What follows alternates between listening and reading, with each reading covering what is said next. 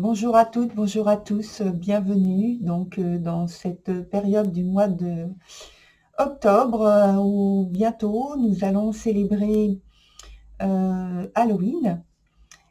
Personnellement, j'ai choisi plutôt de mettre en avant les, les esprits de la forêt, mais plus particulièrement le monde féerique, plutôt que l'autre façon de fêter cette période où il y a bien sûr tout l'aspect d'avoir envie de se faire peur, mais je pense aussi que les esprits de la forêt, ça concerne le monde féerique.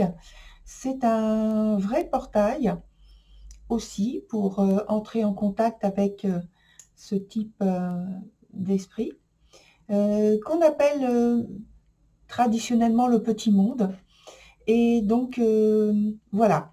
Donc, je vous ai montré depuis quelques jours sur Facebook, sur ma page Facebook, sur mon compte Instagram, différentes cartes pour vous prévenir que je fais un tirage particulier pour cette période, pour chaque signe. Et donc, j'espère que ça vous plaira. Voilà. Et voilà, on y va tout de suite avec tous ces tirages.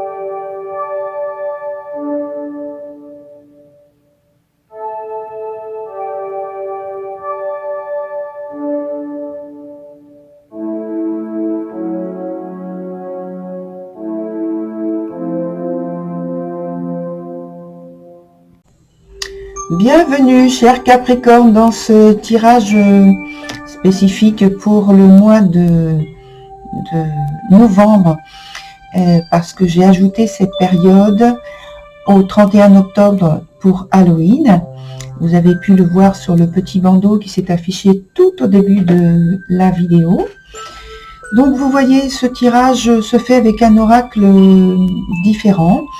Et donc les 4 cartes qui sont ici ne sont pas dans leur sens de lecture pour le moment, puisque en participant, je dois prendre une carte avec un choix que je fais de façon très intuitive. Voilà, donc on va faire comme ça, parce qu'il n'y a pas de sens de lecture en fait, même si la disposition est faite en escalier, mais il n'y a pas de sens de lecture particulier. Donc je vais me concentrer, puis je vais prendre la première carte qui me parle.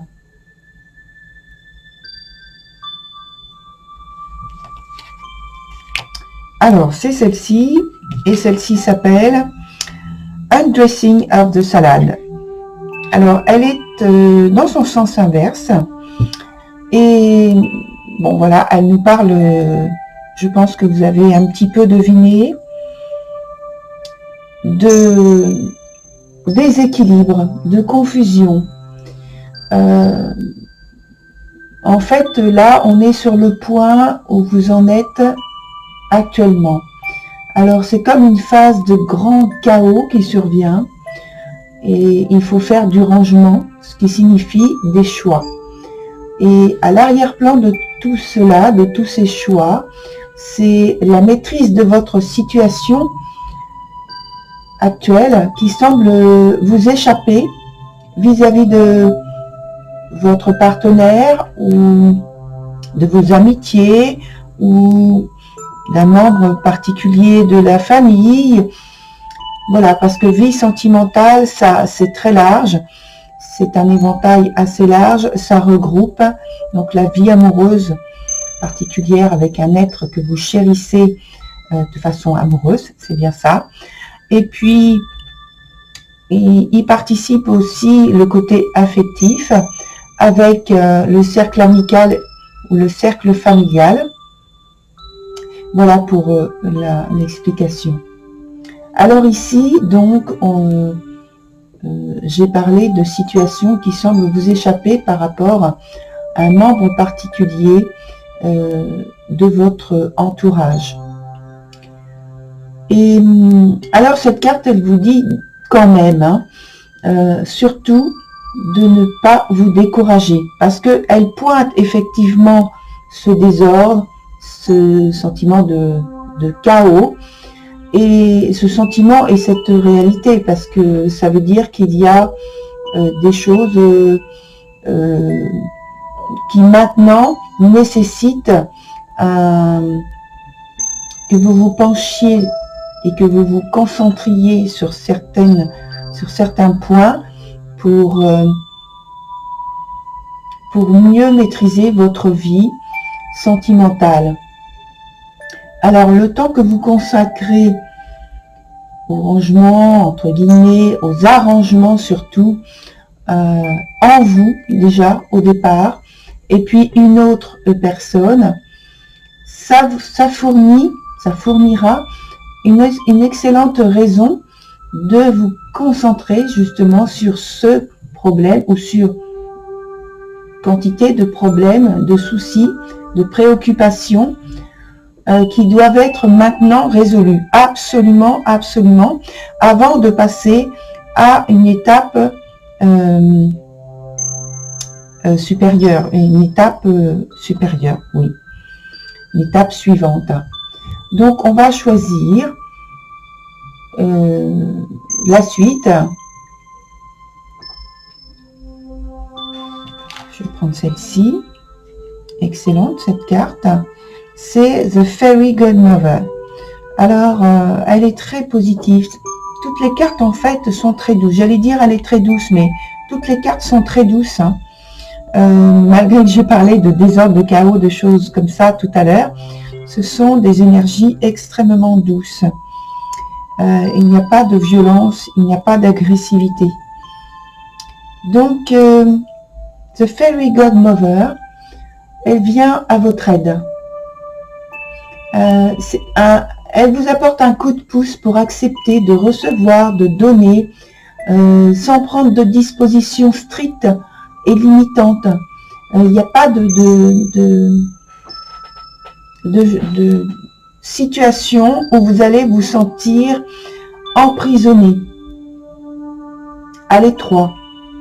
Ici, cette carte Fairy Godmother prône l'abondance et elle vous apprend cette abondance en réceptivité et justement aussi en retour.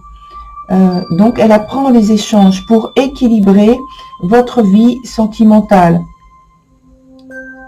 Elle vous montre comment faire. Elle vous inspire comment faire. Alors, il nous reste donc 2 cartes. On va choisir la 3e. C'est celle-ci que je prends. C'est List of the Shadows.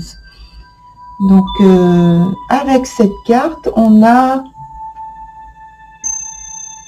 maintenant, cette carte vous apporte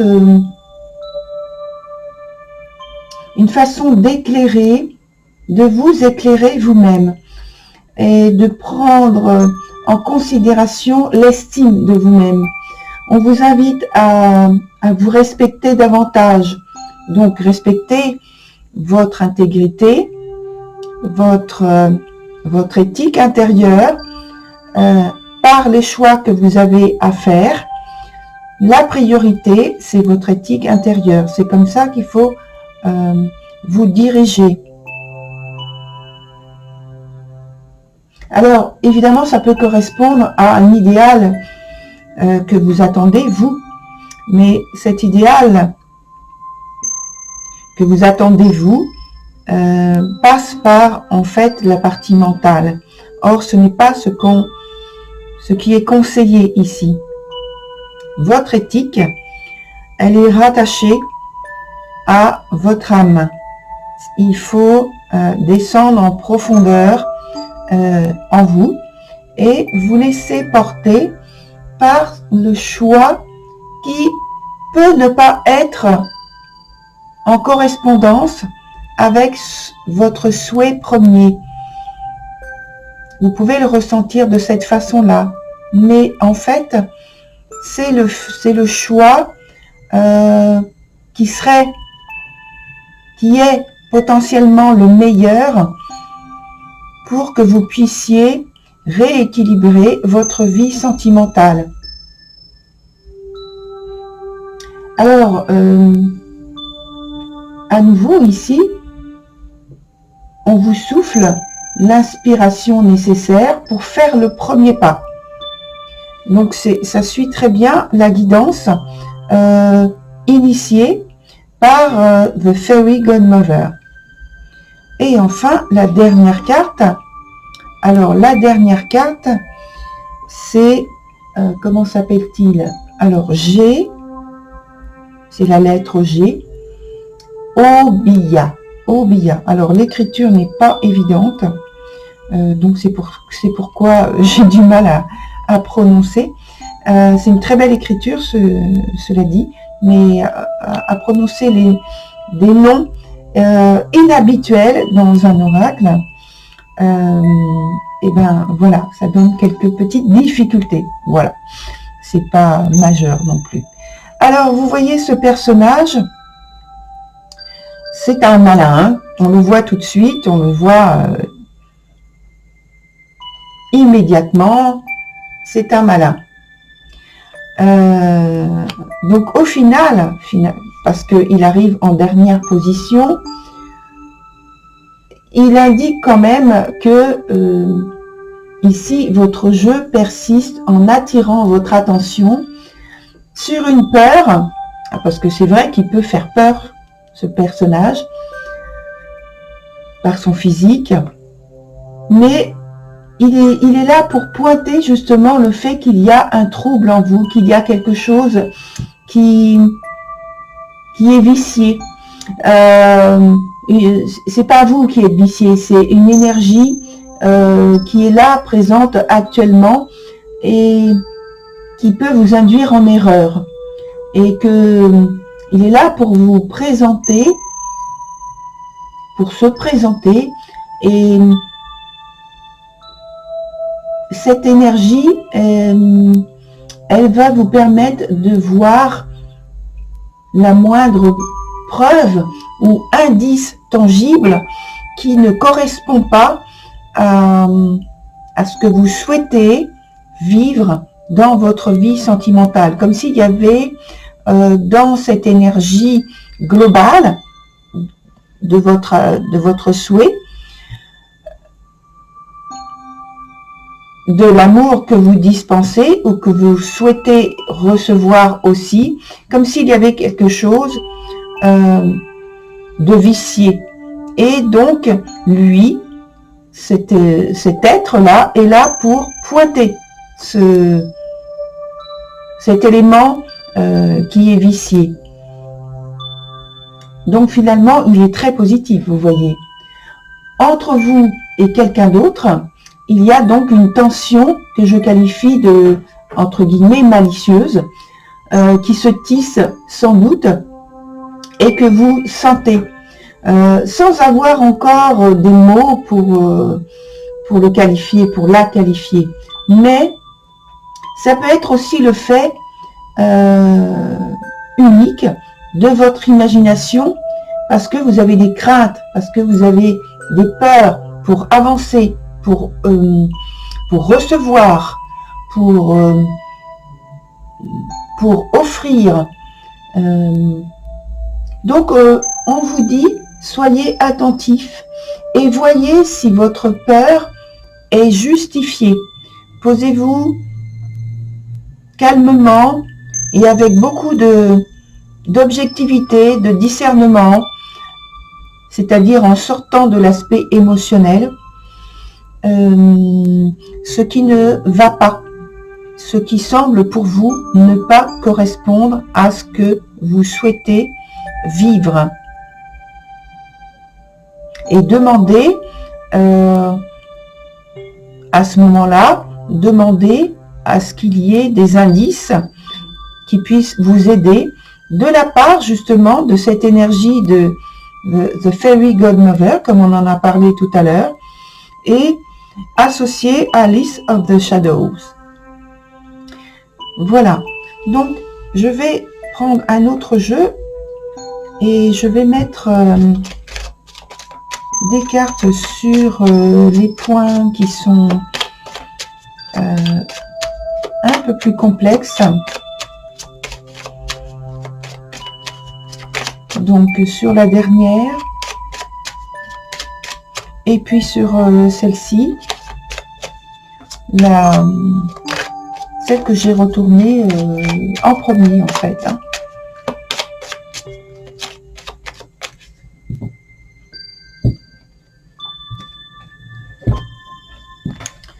Alors, qu'est-ce que on nous donne comme information pour pouvoir sortir de ce point compliqué? Alors, celle-ci, je les lis toujours à l'endroit. Alors, dans un premier temps, on vous dit que effectivement, il faut, on avait vu ici, l'idée de chaos.